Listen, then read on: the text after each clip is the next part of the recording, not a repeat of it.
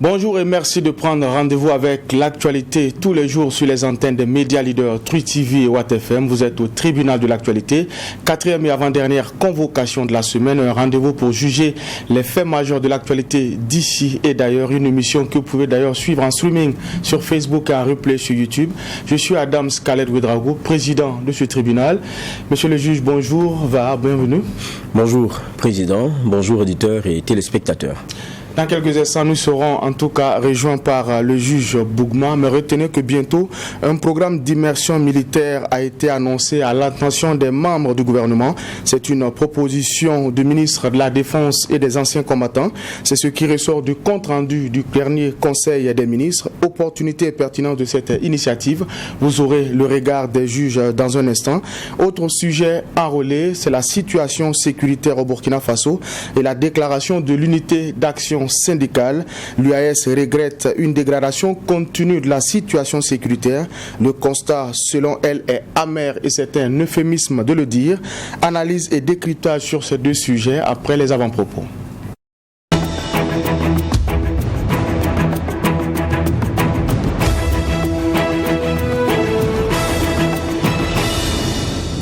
Et pour la partie avant-propos, nous allons donner la parole au doyen des juges. Qu'est-ce qui retient votre attention pour cette 4e et avant-dernière convocation de la semaine du tribunal de l'actualité? Oui, merci président. Mon avant-propos va concerner le Togo. Le Togo qui a décidé d'augmenter, on va dire comme ça, les prix des carburants. Et chez les Togolais, donc justement depuis le mardi 29 mars, il y a que l'essence sans plomb est passée de 505 à 595 francs, le gasoil de 520 à 605 francs et le pétrole lampant de 400 francs à 550 francs CFA. Quand vous regardez, on est dans des hausses qui sont dans la mesure de 90-80 francs en plus, ce qui n'est pas rien, c'est vraiment très important. Et comment est-ce que le gouvernement togolais explique cela? Ils disent que cela s'explique par la guerre qu'il y a entre la Russie et l'Ukraine, qui sont les principaux pays dont vient évidemment le brut et ou le raffiné. Donc ils ne peuvent pas continuer de ne pas tenir compte de cette réalité-là qui est une pression très forte sur eux. Et ils disent d'ailleurs que pour maintenir les prix en l'état là, il leur fallait débourser environ 60 milliards de francs CFA, ce qu'ils ne pouvaient pas. Donc le contre-coup déjà de ce qui se passe en Russie et en Ukraine nous a rattrapé. On ne parle pas du prix du blé, parce qu'on sait que Russie et Ukraine, en matière de production de blé, sont dans le top 3 mondial. Et donc, du coup, on est dans des incidences et des conséquences qu'il faut prévoir. Vous voyez, déjà, si ma mémoire est bonne, il y a quelques jours en Côte d'Ivoire, ils avaient trouvé un juste milieu sur la question du pain, c'est descendre le poids de ce pain-là. Donc, ça aussi, c'est une conséquence de cette crise. Il n'y aura pas que ça. Et l'onde de choc, il a déjà commencé à se faire sentir et ça va se faire sentir davantage. Alors que le problème, c'est que nous, pays africains, je parle même de notre zone, on a subi de plein fouet le contre-coup des restrictions dues au Covid et des restrictions même dont nous aurons pu nous faire l'économie parce que par mimétisme, on s'est permis certaines choses et ça a entamé de façon majeure derrière nos économies. Et il y a pour certains pays comme le nôtre, Burkina, Mali et autres, il y a la question de l'insécurité, le terrorisme qui a fait qu'on a perdu une bonne partie de notre territoire, donc des possibilités de faire de l'agriculture, de l'élevage, étant entendu que quand on prend le cas d'un pays comme le Burkina Faso, 80% de notre population, celle qui est active,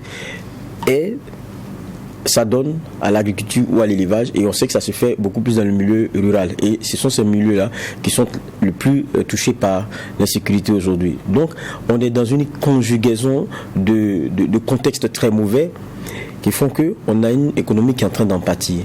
Et avec ce ton de choc, comme je dis, de ce qui se passe à l'international, on se rend compte que ce sera encore plus difficile pour nous. Quand je regarde les ordres d'augmentation de prix du carburant au niveau du Togo, je me dis, quand ça a déjà commencé là-bas, on connaît un peu la chanson, on connaît un peu le refrain.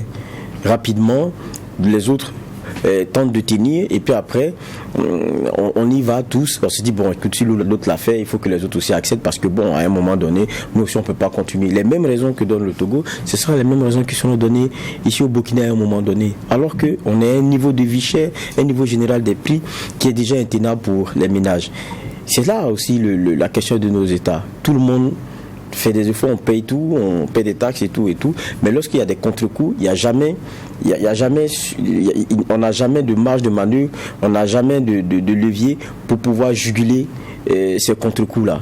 C'est ça la réalité. Et c'est souvent encore au consommateur final, c'est encore au ménage qu'on demande à qui on demande de faire des efforts, alors que bon, les efforts ils le font déjà depuis et ça commence à devenir vraiment intenable. Donc il faut s'attendre à encore une certaine augmentation des prix de façon générale. Il faut s'attendre à une vie encore plus chère, parce que dès que vous touchez au carburant, c'est un élément qui est un genre de consommation intermédiaire, un genre de consommation qui entre en ligne de compte dans la fixation de tous les prix, parce que tout se transporte, c'est une réalité, et donc forcément on aura des répercussions encore sur la plupart des marchandises et les denrées que nous disons déjà assez chères. Ça ne sera pas facile, il n'y a qu'à serrer la ceinture et à serrer les dents. C'est tout ce qu'on pourra faire, parce que ce qui s'annonce devant ne sera pas simple. Gouverner, c'est prévoir, dit-on. Merci, juge Va. Nous allons également écouter les avant-propos du juge Bougma. Qu'est-ce qui retient votre attention pour cette 4e et avant-dernière convocation de la semaine? D'abord, bonjour et bienvenue. Merci, bonjour Président, bonjour juge, bonjour Madame, Monsieur. Alors, mon premier avant-propos concerne cette rencontre qui a été programmée pour avoir lieu entre le chef de l'État, le colonel et le colonel-major. Mais vous avez des gens qui ont trouvé le malin plaisir, effectivement, de rendre la convocation, qui l'ont publiée, disons. Bon, tout porte à croire qu'à l'ère des réseaux sociaux, même la grande muette n'arrive pas à s'en sortir par rapport à cette situation. Alors que dans le document, c'est même mis confidentiel. Mais vous trouvez que, en tout cas, pour le papier qui était publié, j'ai vu la photo, c'est même plié en 4. Ça veut dire que monsieur avait mis ça dans sa poche, enlevé ça, faire la photo, et puis continuer son chemin. Bon. C'est une administration. L'administration, à ceci de cela, elle est sacrée. Elle est sacrée, et personnellement, c'est pas que j'en fais une affaire personnelle. Moi, ça me dérange. Ça me dérange que même pour les rencontres, à ce niveau-là, on retrouve ça sur la place publique. C'est gênant. Ailleurs, il y a toujours ces rencontres-là qui sont tenues. Ailleurs, il y a ces choses confidentielles, ces choses, voilà. Mais ce n'est pas connu. Ce n'est pas pour un complot, donc il faut éventrer. C'est une rencontre entre le chef de l'État et des colonels et des colonels-majors. Et c'est même écrit dessus confidentiel. Bon, je ne sais pas. Pourquoi est-ce que, voilà, même si à un moment donné on estime que non, c'est pas confidentiel, mais dès lors que c'est estampillé confidentiel, pour peu qu'on ait de la hauteur et du respect par rapport aux institutions, on devrait pouvoir savoir raison garder. Un pouvoir, un État, si c'est des mythes qui accompagnent. Mais quand il n'y a pas comment on appelle ça, ces éléments-là, il y a un problème. Ici, ce n'est pas une affaire de je dévoile ça pour nuire à X ou pour nuire à Y. Non. À chaque fois que des éléments importants de la République sont dévoilés, c'est la République qui s'affaiblit. En fait, c'est l'État qui s'affaiblit. Ce n'est pas forcément... Parce que les hommes, ils sont passagers. Donc, parfois, c'est même pas pour informer l'opinion. C'est pour régler des comptes à quelqu'un. Et c'est ça qui est malsain. Et ça, sincèrement, c'est vraiment gênant.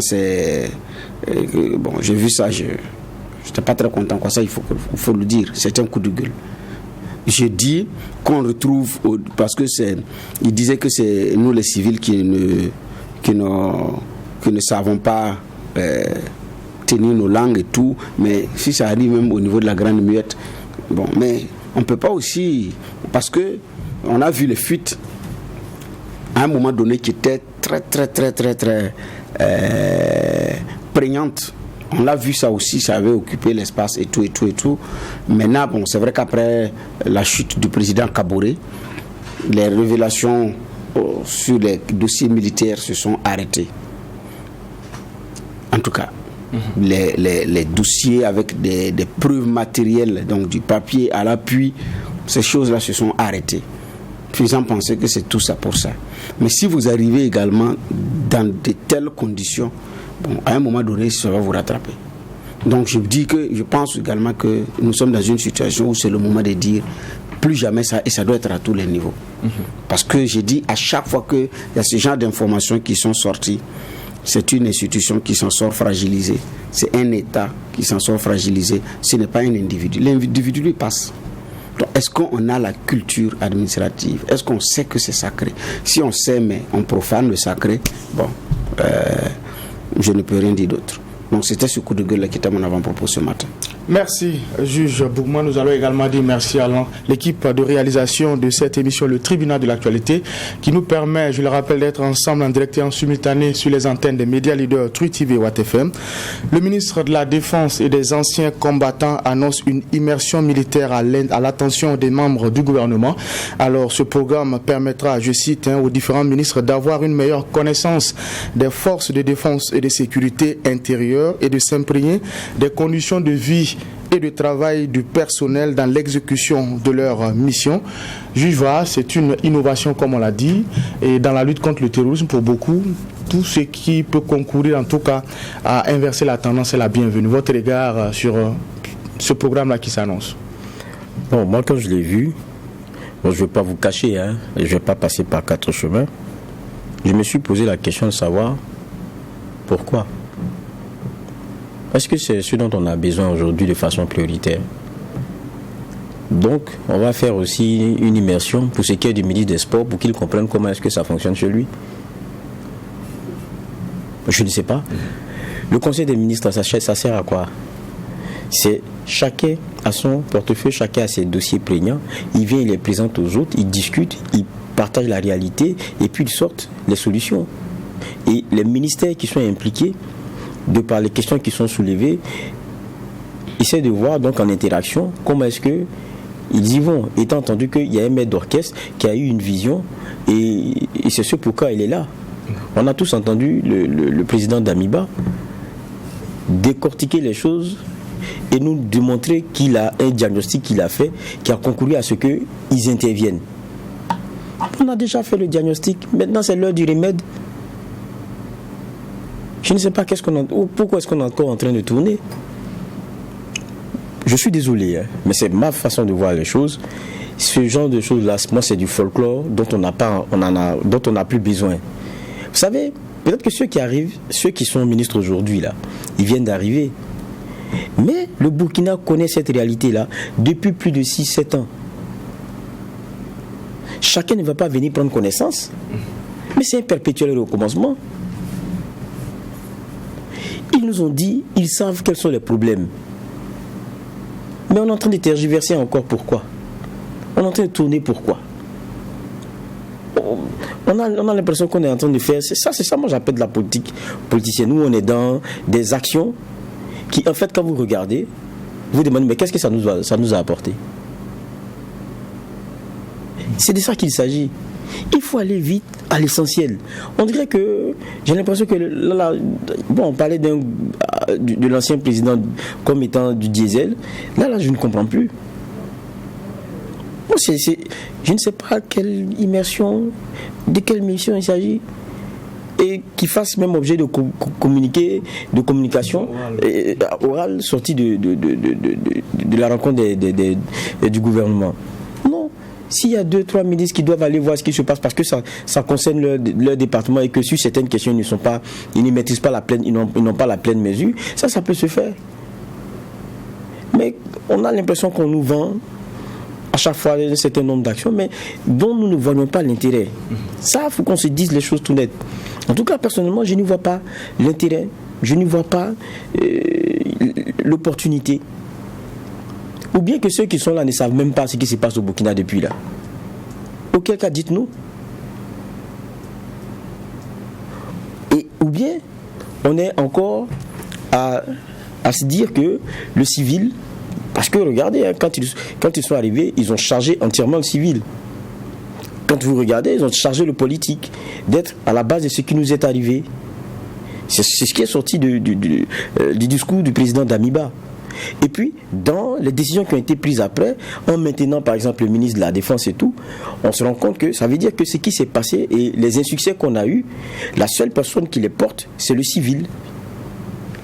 Puisque celui qui était son maître d'œuvre, avec qui il était, je parle de l'ancien président Roch Kaboré, qui était l'ancien ministre, a été maintenu. Bon, donc aujourd'hui encore on dit, bon, les civils ne comprennent pas peut-être trop nos réalités, on va les y amener, ils vont comprendre un peu de quoi il s'agit. Si c'est ça, il fallait nommer tous les ministres de la militaire et puis on allait avancer. Je crois aussi qu'on est dans un pays où il faut qu'on se dise aussi certaines vérités. Nous, on a un problème. C'est la question du terrorisme là, qui est en train de gagner du terrain. C'est ça qui tient le Burkinabé à la gorge aujourd'hui.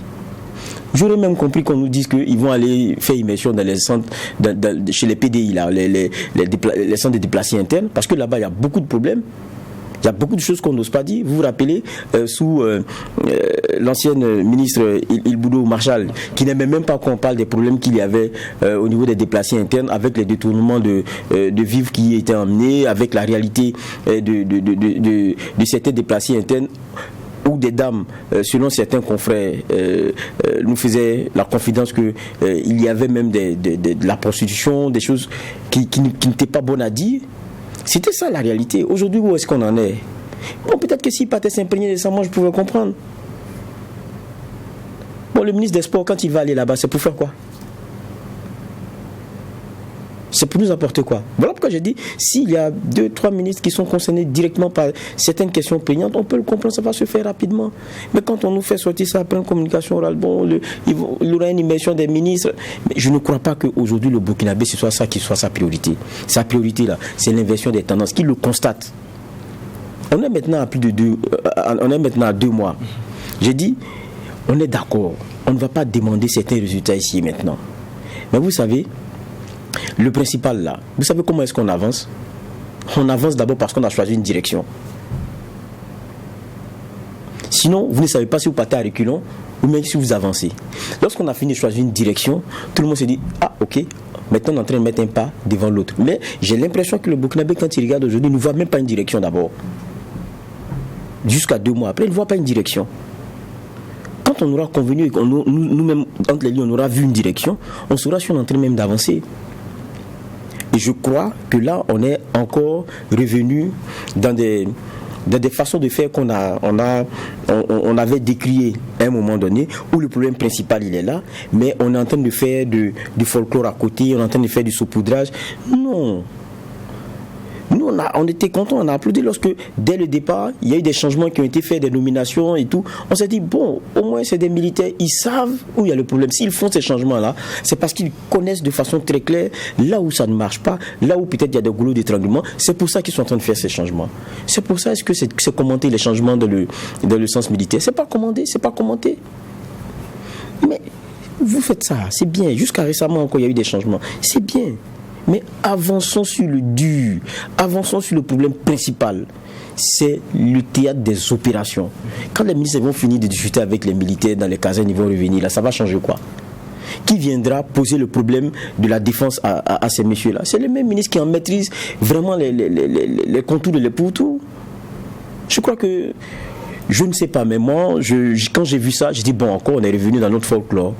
C'est vraiment la première impression que j'ai. Alors, juge Bougma, permettre justement au ministre de comprendre davantage l'action militaire, d'être au cœur des opérations militaires et connaître la réalité du personnel militaire. En tout cas, c'est la vision de ce qui a été annoncé, cette immersion des membres du gouvernement. Comme Geoffroy l'a dit, est-ce que quelque part on ne regrette pas de n'avoir pas eu un gouvernement purement militaire? Est-ce que c'est pas la lecture qu'on peut faire? Non, c'est pas parce que c'est pas un gouvernement purement militaire. Hein. Même si c'est un gouvernement purement militaire qui va faire ça, moi je poserai la question de la pertinence. La question de la pertinence n'a rien à voir avec, comme on appelle ça, le profil professionnel. Ça n'a rien à voir. Est-ce que c'est pertinent? C'est beaucoup plus là qu'il s'agit. Que le ministre de l'Enseignement soit militaire, que celui de l'économie soit militaire, ou que le secrétaire général du conseil des ministres soit militaire et qu'ils s'embarquent tous pour aller voir les conditions. Peut-être que si c'était ce cas de figure, on n'aura pas besoin de cette initiative parce qu'on suppose que tous les ministres sont au même niveau d'information et ont les mêmes clés de lecture. Ça va servir à quoi, président? Non. Dans ce cas, il fallait nommer il fallait limiter à nommer le ministre de l'administration, le ministre de la sécurité, celui de la défense, et puis on s'arrête là. Non, je ne pense pas. Où je ne suis pas d'accord avec vous, c'est parce que les deux ministres sont des officiers supérieurs de l'armée burkinabé. Celui qui a la défense, celui qui a la sécurité.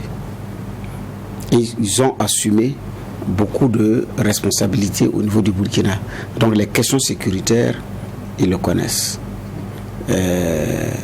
Je pense que l'autre, comme on appelle, celui qui a la sécurité, qui était le directeur général, je crois, de la sécurité intérieure, oui, c'est comme ça l'appellation exacte, si je ne me trompe pas. Alors, il connaît, qu'est-ce qu'il ne connaît pas? Je ne sais pas.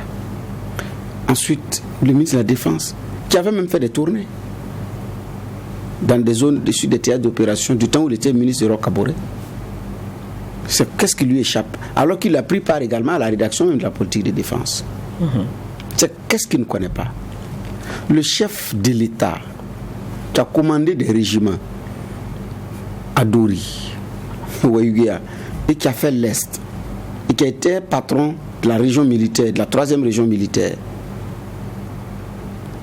Avant ça, il a occupé le 30e, comment on appelle ça, RCK, si je me prononce bien. C'est qu'est-ce que le président Damiba ne connaît pas. C'est des réalités, des conditions de vie, et où il faut, et par où il faut commencer pour améliorer les conditions de vie, comme on appelle ça, des militaires burkinabés. Quand le premier ministre Abeille de l'Éthiopie s'est levé pour aller au front, il n'a pas embarqué tous les ministres. Il n'a pas fait immersion pour aller regarder les conditions de vie et de travail. Il dit je vais au front pour contribuer à défendre. Idriss Déby ne fait pas immersion avec ses ministres pour dire venez regarder comment est-ce que d'abord découvrir le métier du militaire et ensuite regarder les conditions de vie et de travail. Parce que c'est dit que ce programme permettra aux différents ministres d'avoir une meilleure connaissance des forces de défense et de sécurité intérieure et de s'imprégner des conditions de vie et de travail des personnels dans l'exécution de leur mission. Donc, c'est-à-dire, ils vont d'abord aller regarder, savoir ce que c'est qu'un militaire ou un policier ou un gendarme et qu'est-ce qu'il fait d'abord. Et puis regarder maintenant comment il travaille. Vous êtes qui? Vous êtes un gendarme. Qu'est-ce que vous faites? Et le gendarme dit, le policier dit, le militaire dit. Et puis il revient maintenant, mais comment vous travaillez? Il lui explique comment il travaille. Avec quels moyens? Il dit, bon, franchement, ça va ou ça ne va pas. Et il revient à Ouagadougou maintenant, avant de planifier qu'est-ce qu'il va lui donner pour être efficace. 2 mois après, qu'un militaire soit au pouvoir. Donc qui plus a été sur le terrain. C'est pas parce que ce n'est pas quelqu'un qui a quitté un bureau feutré. C'est quelqu'un qui a fait le terrain, je dis bien, qui était de l'ex-RSP. Donc quand on parle de RSP, on parle d'un niveau d'information et de renseignement. C'est vrai qu'il a quitté là-bas après la mutinerie de 2011, mais n'en demeure pas moi qu'il avait quand même des connexions. C'est pas ces informations qui lui manquent. Et quand vous savez que les prêches dures, les velléités terroristes ont commencé pratiquement dans les années 2009, petit à petit, jusqu'en 2012, où ça a commencé à prendre véritablement à partir de 2012. Bon, là, vous consultez les anciennes notes, vous savez qu'il y avait des notes de renseignements qui faisaient parvenir de ce que des mouvements de groupuscules sont en train de faire des choses pas très nettes dans cette localité. Il commandait Dori, c'est pas celui qui n'a pas ces informations en son temps. Maintenant, si ce n'était pas lui de décider, ça, on ne peut pas lui en vouloir. Donc, je dis bien, c'est quoi qu'il ne connaît pas. Même le ministre des Enseignements, le Ménapé-Hélène, Bilgo a fait immersion. Il a fait pratiquement une semaine ou plus, je ne sais pas moi, mais oui, plus d'une semaine avec les forces de défense et de sécurité, dans les casernes, au front. Et après ça, il a lancé l'initiative Soldats, je vous aime. Mais cette campagne Soldats, je vous aime, c'était... comment on appelle ça? C'est ce qu'il a vu quand vous écoutez le contenu du message, le texte. Vous savez que le texte également parle des conditions de vie et de travail de ces militaires-là et qui demandent de les soutenir, de les encourager parce qu'ils veillent jour et nuit. Tout le soleil, la poussière, pour que nous puissions, comment on appelle ça, vivre sereinement. Mais c'est à la suite de cela. Donc, Maintenant, une immersion, et sur le terrain, moi, je suis curieux de savoir comment ça va se passer.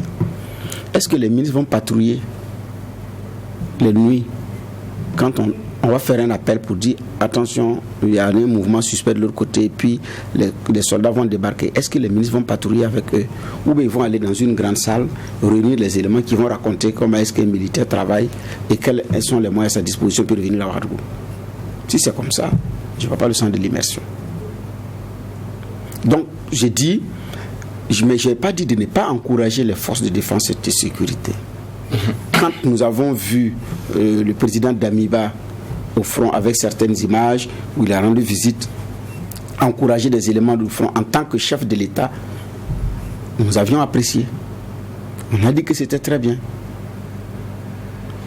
Le Premier ministre était à Kongoussi pour pouvoir rencontrer les personnes déplacées internes. C'est le chef de chantier par excellence. Nous avons apprécié. C'est une prise de température qui est bien comme nous avions apprécié en son temps la prise de température de la Sina Zerbo, parce que son prédécesseur ne l'avait jamais fait. En tout cas, peut-être que je me trompe, mais je n'ai pas encore vu des images de Christophe Dabiré dans un camp de PDI d'une zone orange ou rouge, selon la carte qui a été peinte par nos amis français. Mais franchement, quand nous avions vu ces images, on a apprécié. Donc, qu'est-ce que les ministres vont aller voir que le chef de l'État n'a pas pu voir quand il était allé en tournée au niveau des casernes? J'ai dit, la forme de la rencontre, c'est quoi? Sinon, l'initiative d'une immersion, je ne vois pas où se trouve le problème. Maintenant, c'est l'argument qui, moi, me dérange, quoi. Donc, parce que c'est des gens qui demandent des moyens, qui demandent. Et puis, les ministres vont passer combien de temps là-bas?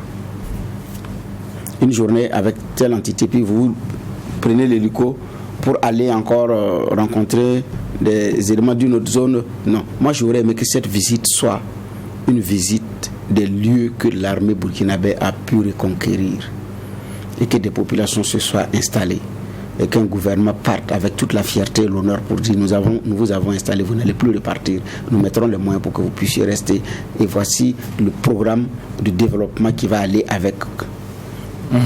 Et en ce moment, toucher du doigt les vraies préoccupations de ces populations qui viennent de retrouver leur village qu'elles avaient fui pour certains 1 an, 2 ans, 3 ans, en fonction des localités. Ça, je pense que c'est plus de piquant. Mais je n'ai pas dit de ne pas encourager les soldats. Non. Maintenant, c'est la forme. Et après ça, on a encore combien de temps pour répondre à leurs préoccupations? C'est beaucoup ça c'est pourquoi je me pose la question, quoi.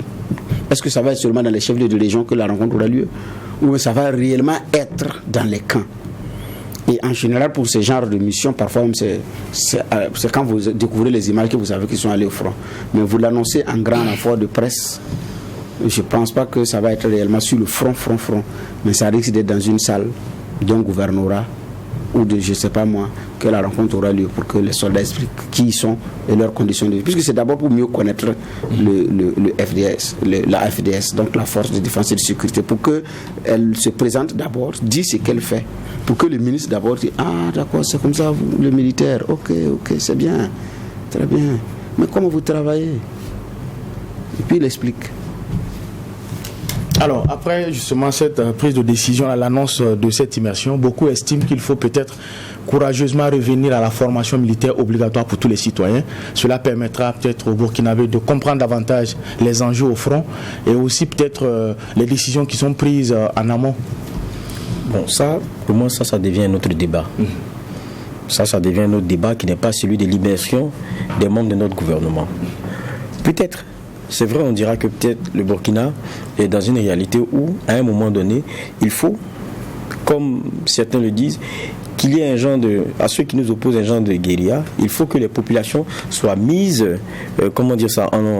à contribution, ayant un minimum pour ce qui est de la connaissance du rudiment militaire, pour qu'il soit, pour chacun des Burkinabés, un genre de réserve. Mais ça, c'est un autre débat. Pour moi, ça, c'est un autre débat. Le débat ici, c'est sur la question de l'immersion des membres du gouvernement. Bernard parlait de... il faut dire la vérité, on n'est pas contre un soutien des membres du gouvernement par des visites à nos forces de défense et de sécurité. Mais une visite est différente d'une immersion. La visite de soutien, elle est ponctuelle et elle a un but. C'est une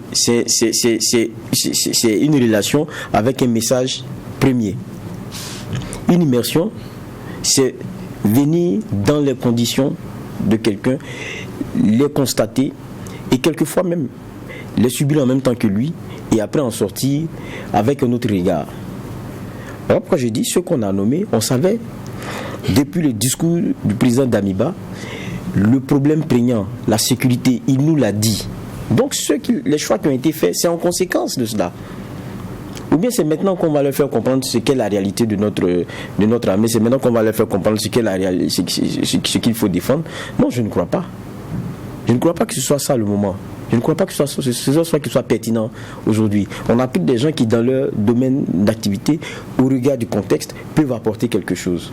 Ce qu'on attendra de celui qu'on a nommé au niveau de l'économie et des finances, c'est de voir, pour ce qui est des besoins militaires qui seront donnés, comment est-ce qu'on manœuvre pour pouvoir satisfaire ces éléments-là. Et puis comment est-ce qu'on relance une économie dans un contexte qui est celui aujourd'hui où la sécurité nous prend à la gorge, où il faut trouver quelques niches, il faut encourager le civisme fiscal et tout. Ça, ce sont ces questions. Donc, je dis à chacun son compartiment. Maintenant, il y a dans une équipe des éléments qui sont les gens des vases communicants, mais ça, c'est des choses qui se font. Il doit y avoir un ministre de la Défense qui est assez, pour moi, assez à même de pouvoir expliquer le contexte et les réalités vers là où il veut qu'on aille, avec quels moyens et comment.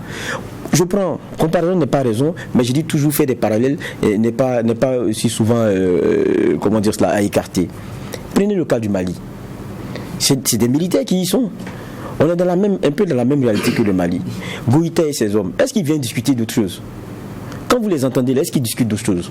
Même le combat qu'ils ont avec la France, c'est sur des questions militaires.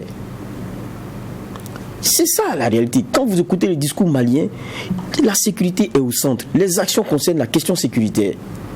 On n'est pas ils ne sont pas dans les folklores. Ils voyagent, ils vont en Russie, ils vont chercher des armes. On nous a dit que notre armée est mal équipée. On dit que notre armée n'a pas les moyens. On nous dit qu'il nous manque des hommes. On nous dit qu'en notre sein, il y a des gens qui pactisent. Comment vous donner des solutions à ça? C'est là qu'on vous attend. J'ai l'impression qu'on est en train de tourner. En fait, c'est ça qu'on ne comprend pas. On a l'impression qu'on a tourné. Et ce genre d'initiative-là, c'est pas que c'est méchant, mais ça vient apporter et ça vient nous rappeler d'autres folklores qu'on avait avant, dont on n'a pas besoin. Ils sont venus, ils ont dit voilà ce qu'on a constaté et on était tous contents et on partageait un peu ce même diagnostic-là, ce manque d'espoir et qu'il y avait qui commençait à gagner les Burkinabés. Et on sentait que même parmi les rangs, parmi nos militaires, il y avait aussi ce sentiment qu'on ne sentait pas où on partait. On dit il y a attaque ici, pour se déployer c'est compliqué. On veut comprendre qu'est-ce qui s'est passé, ça aussi c'est compliqué. Mais ça, c'est des choses comme ça qu'on ne veut plus entendre, dont on ne veut plus entendre parler. Je crois que pour moi ici, comme on le dit, c'est les actions terrain là. Et je suis d'accord avec Bernard. Moi j'aurais bien aimé même qu'on nous dise que il y a bon, je regardais rien que il y a 2-3 jours sur YouTube un reportage très intéressant sur des zones que le Mali a récupérées. Les marchés ont recommencé. Et quand vous regardez c'est vrai, il y a des militaires partout. Et quand vous regardez ces vidéos, c'est-à-dire que les populations ont recommencé leurs activités. Des marchés qui sont ouverts. Comme vous les voyez à Ouaga et tout, où les gens sont... Et on vous dit, il y a 2-3 mois, ce n'était pas possible. Et les gens vous disent qu'ils ne pouvaient même pas venir ici. Mais tellement la tendance s'est inversée que il y a cet espoir-là qui est communiqué. Je pense que c'est ce que nous on attend ici. Aujourd'hui, il n'y a que... C'est hier ou c'est aujourd'hui? Le Drian, lorsqu'il avait été... il a été interviewé sur les médias occidentaux qu'on a habituellement, qui sont le relais. Sur la question malienne, on a senti qu'il était un peu dérangé. Qu'est-ce qu'il dit? Il dit que non, quand on regarde le Mali, les autorités maliennes sont les otages de Wagner et tout. Et il a commencé à parler d'exaction. Mais parce que vous ne pouvez plus avoir l'argument du non-résultat. Même la France n'a plus l'argument de l'insuccès pour ce qui est du Mali. Qu'il n'y a pas de résultat avec qui disent qu'il y a Wagner. En tout cas, les Maliens disent qu'il n'y a pas Wagner. Mais ils ne peuvent pas dire qu'aujourd'hui, les Maliens ne sont pas en train de déverser la tendance. L'autre argument, c'est de dire que c'est vrai qu'ils ont des succès, mais ils ne respectent pas certains droits et ils tuent des civils. C'est le discours maintenant qu'ils ont. C'est-à-dire que quand ton ennemi même te reconnaît des victoires, ça veut dire qu'il y a quelque chose. C'est ce que le Burkina attend. Vous savez, même si on ne vous aime pas et que vos faits parlent pour vous-même, on ne peut pas s'asseoir et critiquer. Et ce qu'on attend de ce régime-là, c'est bien ça. C'est que les faits parlent d'eux-mêmes. Les résultats commencent à parler pour eux. Je crois que c'est ça. C'est ça qui est important. Sinon, quand on nous dit que tout le gouvernement va aller faire une immersion là, je vous assure, le Burkinabé, quand il regarde, il se demande. Et puis, après. D'accord. Alors, cette proximité avec le front, connaître la réalité du terrain, est-ce que les rapports justement de la hiérarchie militaire ne peuvent pas permettre justement au gouvernement et aux membres civils justement de ce gouvernement d'avoir la réalité des théâtres des opérations? On pourrait se contenter de cela. Oui, c'est pourquoi moi j'ai dit, en fait, Geoffroy a bien fait de faire la différence. La visite, c'est différent de l'immersion. Maintenant, si c'est la visite, c'est vraiment une visite, quoi. C'est bien organisé. Là même, on vous montre les choses que vous voulez voir. Ou bien les services protocolaires là, vous montrent ce que vous voulez voir parce que c'est le temps d'une visite. Mais l'immersion, c'est tout autre chose. Ça, c'est vraiment en contact avec la réalité. C'est pourquoi moi j'ai dit, j'imagine qu'on dise qu'il y a des tirs ou bien il y a, comme on appelle ça, il y a une action de l'autre côté ou un mouvement, et comme vous êtes en immersion, on vous embarque, vous portez gilet pare-balles et puis vous montez dans la pick-up. Vous donnez l'arme ou bien on ne vous donne pas l'arme. Donc c'est jusqu'à quel niveau? C'est pourquoi j'ai dit, pour les réalités, franchement, pour répondre aux besoins sécuritaires, dans le contexte actuel, je pense que ceux qui nous gouvernent ont suffisamment d'éléments. Le chef de l'État est même l'auteur d'une œuvre, d'un livre qui en parle. J'ai dit dans ce gouvernement, des ministres, même avant leur nomination, ont été en contact avec les soldats. Et avaient des informations, même avec des soldats qui, en fonction de leur posture, de leur position sociale, avaient déjà certaines informations clés liées à la question sécuritaire. Donc, qu'est-ce que ça va changer que les rapports n'ont pas dit? En fait, moi, c'est la grosse question, quoi. Est-ce que l'immersion, ils iront à Dori, à Djibo, ils iront à Solahan, ils iront à Yirgou, on faire un tour par Mansila, un détour à Marcoy,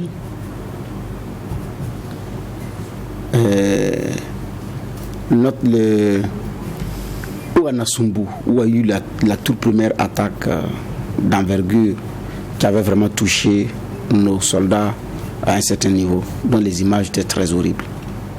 Et comment ça va se faire? Donc, du fait d'immersion, pour connaître les réalités, j'ai dit, plus c'est pour apporter un besoin, c'est connu. Parce qu'on a l'avantage, on a cette chance que le ministre de la Défense a conseillé le chef de l'État sur les questions de défense, a pris part à la rédaction de la politique nationale de défense, a été ministre de la Défense avant ce régime. Donc il connaît, c'est quoi que monsieur, que le général Saint-Paurin ne connaît pas. Celui qui est au matériel, celui qui est au niveau de la sécurité également, franchement, c'est quoi qui lui échappe? Puisque tout est là-bas. Il a accès aux informations. Donc, depuis que les attaques ont commencé, tout est là-bas. Donc, franchement, moi je pense, de mon point de vue, que le rapport pourrait aider. Maintenant, la visite ou ces immersions, ça pourrait être fait sous notre rang. C'est pourquoi j'ai dit, si c'est un territoire reconquis, on part avec toute la fierté, tout l'honneur. Ça, oui. Mais s'il faut d'abord aller savoir, vous allez repartir. Ils vont vous dire ce qu'il manque. Connaissant l'administration burkinabé, on va revenir nous perdre dans les paperasses, commencer à rédiger des temps en temps, avant de lancer les commandes qui vont traîner. On a combien de temps pour ça? Alors que les goulots d'étranglement sont connus parce que ceux qui nous dirigent, c'est pas des néophytes. Certains ont été sur le terrain. Et quand on parle de ceux qui ont été sur le terrain, ce n'est pas seulement les ministres militaires. Hein. Il y a eu dans les nouvelles nominations. Le chef d'état-major de la gendarmerie nationale était patron de l'unité spéciale d'intervention de la gendarmerie nationale avant de s'occuper de l'ensemble des forces spéciales de la gendarmerie nationale et avant d'être chef d'état-major général des armées. C'est quelle réalité sur le terrain que Evrard Somda ne connaît pas. Donc, c'est ça. Et il n'est pas seul. Celui qui était à Pau, qui est à Ouaga maintenant. Donc, en réalité, ce n'est pas, d'un point de vue, hein, moi je dis, ce n'est pas pour l'encouragement des militaires que je ne veux pas, c'est pas ça. C'est dire qu'on va aller connaître les réalités avant d'agir en fonction. C'est cet aspect sûrement qui me dérange. Sinon, les problèmes sont déjà connus. Et si c'est pour encourager les soldats, on peut le faire également. Mais pour attendre de faire une immersion avant, alors que ceux qui sont là connaissent les réalités, c'est ça qui me gêne en fait. D'accord, j'y vais. Oui, et puis, vous savez, on fait comme si on est face à un phénomène qui est nouveau.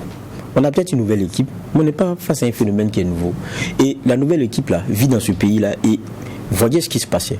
Je crois aussi que c'est important. Et certains, comme l'appelait Bernard, étaient aux affaires. Quand on parle d'immersion, on est encore à se dire que non, il faut qu'ils aient constaté. Mais c'est ça, je veux dire que le message, c'est comme si ça ne concerne que les civils. Parce que je ne vois pas, on ne fait pas une immersion chez soi. Donc les militaires là, ne peuvent pas faire d'immersion. Ça ne peut concerner que les civils. Ou bien le discours, c'est qu'au fil des premiers conseils des ministres qu'ils ont vus, ils ont compris, les militaires, que vraiment les civils avec lesquels ils sont là sont à l'ouest, quoi. Comprennent rien de ce qu'on leur dit parce qu'ils ne comprennent pas la réalité militaire, ne comprennent pas la réalité de ce dans quoi ils sont. Peut-être que c'est ça. Même si c'est cela, ils auraient pu doucement aller faire ça sans qu'on nous dise. En fait, c'est ça qui me dérange. Aujourd'hui, est-ce qu'on a besoin de l'apprentissage ? On a besoin d'apprendre à connaître. Alors qu'on vient de descendre un président parce que, justement, on est insatisfait des résultats. Aujourd'hui, c'est les résultats. On est au stade de l'attente des résultats. C'est pour ça que Roch Kaboré a été enlevé de son fauteuil. Ce n'est pas le problème d'apprendre à comprendre ce qui est en train de se passer. Ils nous ont dit qu'ils le comprennent assez mieux. Et puis, quand je regarde, on a une loi de programmation militaire, c'est pas en 2017 qu'on l'a votée, ça finit cette année, non, c'est 5 ans. Oui, tout à fait. Ceux qui l'ont voté en 2017, là, ils sont tous partis dans des casernes à pouvoir, mais ils ont fait passer plus de 700 milliards sur les 5 années. Maintenant, ça aussi, si aujourd'hui, on a ce régime qui l'a voté là, qui n'est pas là, c'est parce que même malgré l'effort qu'on a fait, que tous les Burkinabés ont consenti pour qu'on puisse avoir tout cela, c'est qu'il y a eu des problèmes en interne, dans la dépense, dans le choix. C'est tout ça que vous avez vu de l'intérieur, et puis vous nous avez dit que non, ça ne peut pas marcher si on ne change pas de paradigme. C'est cette nouvelle doctrine-là qu'on veut voir. Mais pas qu'on nous dise qu'avec la nouvelle équipe, on va aller voir d'abord et puis on va venir vous proposer ou bien quoi que ce soit.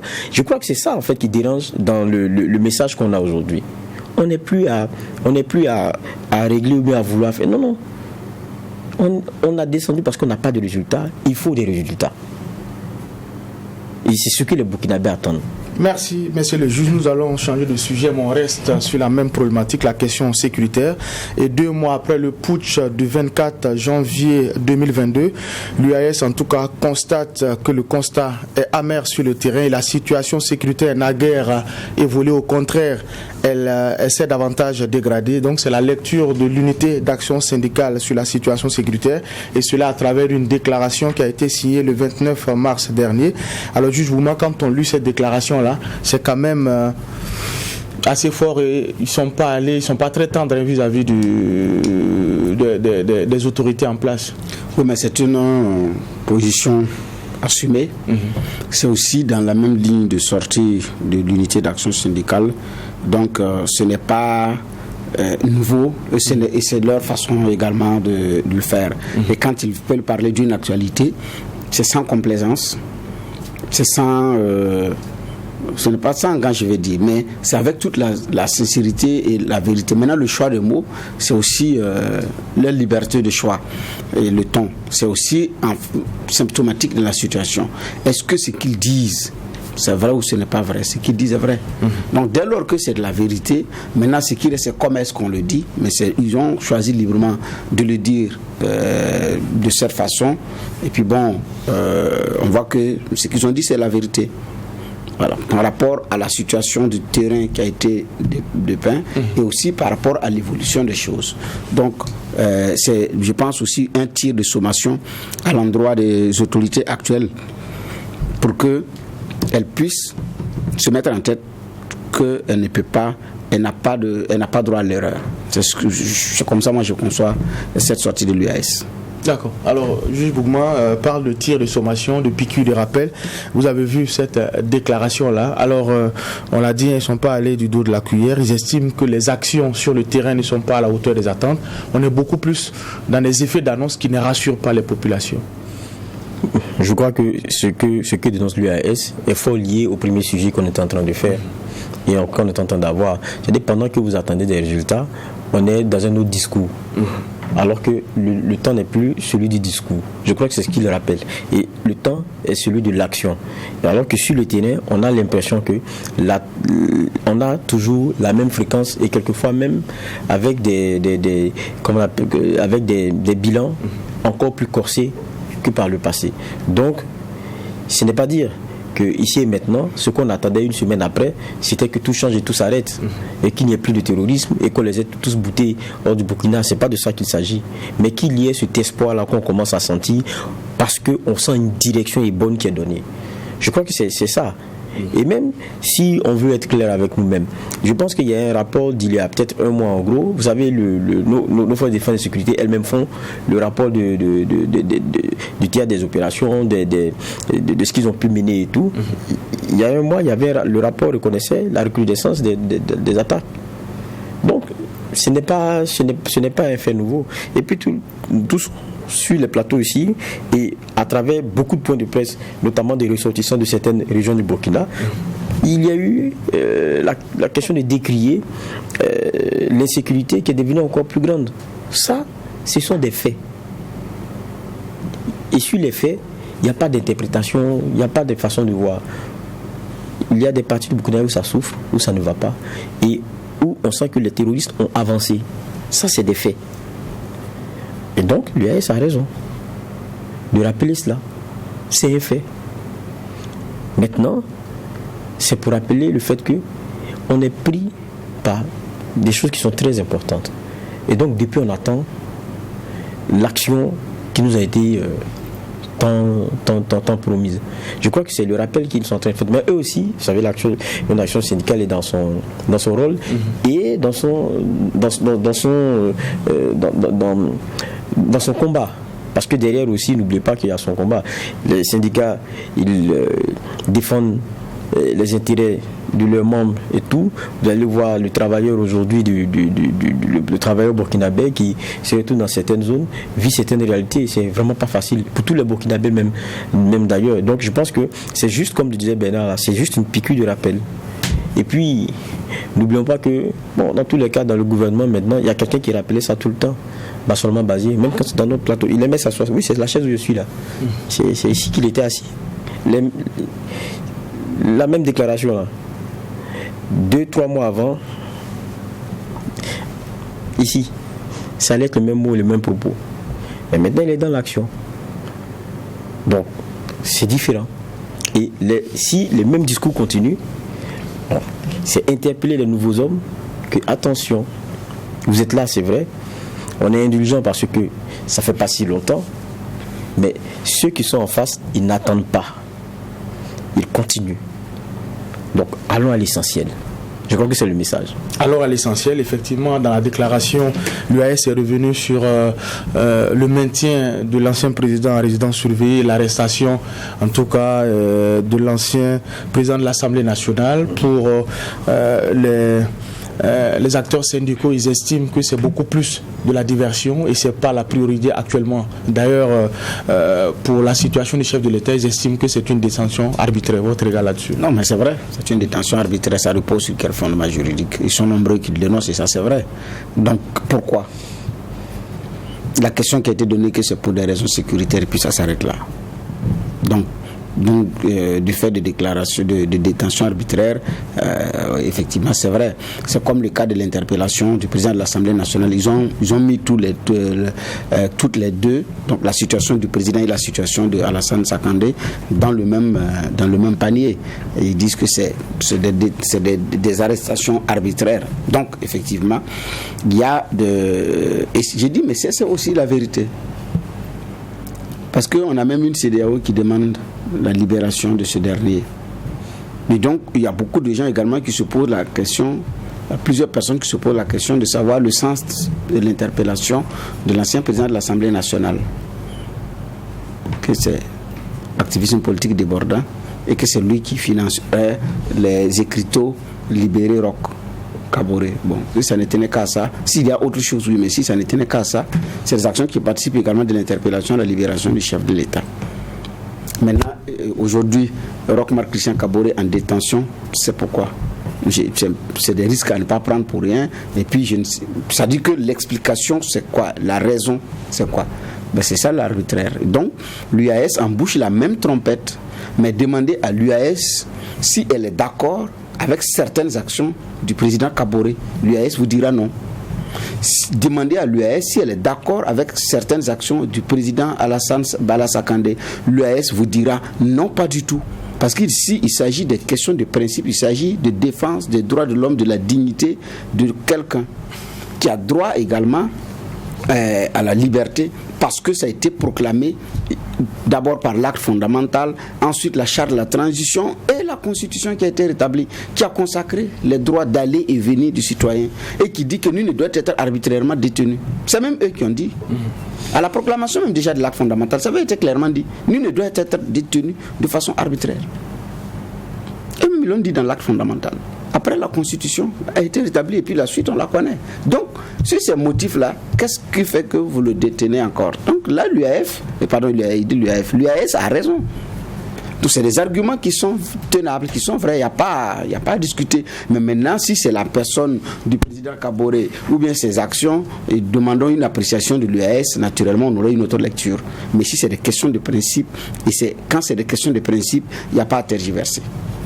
Situation sécuritaire et lecture de l'UAS et ensuite proposition d'une immersion des membres du gouvernement, immersion militaire des membres du gouvernement. Voici les deux sujets qui étaient enrôlés pour la présente convocation. Merci, messieurs le juge, pour les différentes clés de lecture. C'est ici qu'on va mettre un point final à la présente convocation et se donner rendez-vous demain pour la même mission, poser un regard critique sur l'actualité. Mais en attendant, restez fidèles au programme des médias leaders, True TV et Watt FM.